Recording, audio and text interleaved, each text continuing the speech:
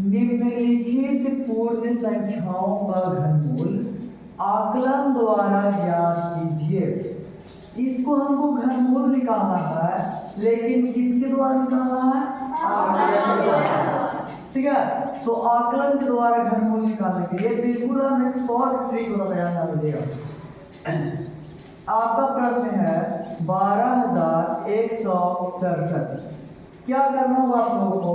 पीछे से 3 का करना जोड़ा। चलिए, इसका 167 का जोड़ा लग गया, हमारा प्रश्न बच गया 12, इसका भी जोड़ा लग गया, ठीक ना।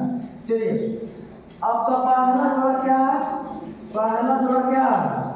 167 है, ठीक है। चलिए, तो पहला जोड़ा का सबसे पहले हम लोग काम करेंगे। क्या करना है, ध्यान से बोर्ड पे देखेंगे। ये जो पहला जोड़ा है, इसकी इकाई के स्थान पे कितना है? 7 है। अब हम देखेंगे किसका घन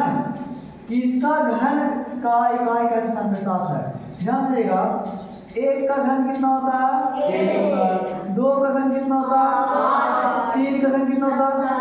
अगर ये 3 में हम पूरा डिटेल्स लिखेंगे तो 3 के घन की इकाई कैसे कितना है?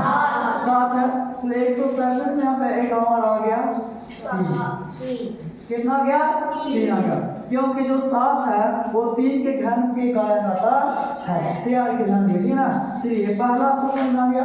चलिए, दूसरा जो हम क्या लगाए थे? 12।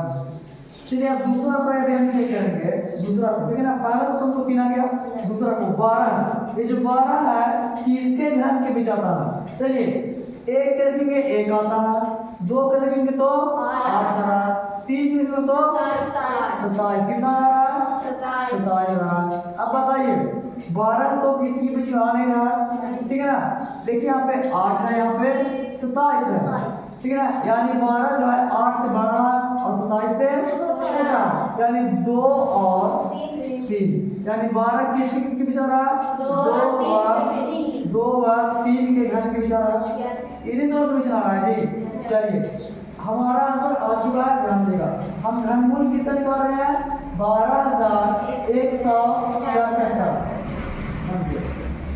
लिखेंगे, इसलिए घनमूल निकाल रहे हैं 12,167 का, ठीक है ना। ध्यान दीजिए, यहाँ पे जो 12 आया है वो किसके बीच आया?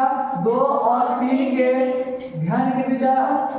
2 और 3 के घन के बीच आया। तो इसमें दहाया कौन है? 2 है या 3 है? 2 है, तो लिख लेंगे 2, लिख लिए। चलिए, और इसमें पहला जोड़ा क्या था?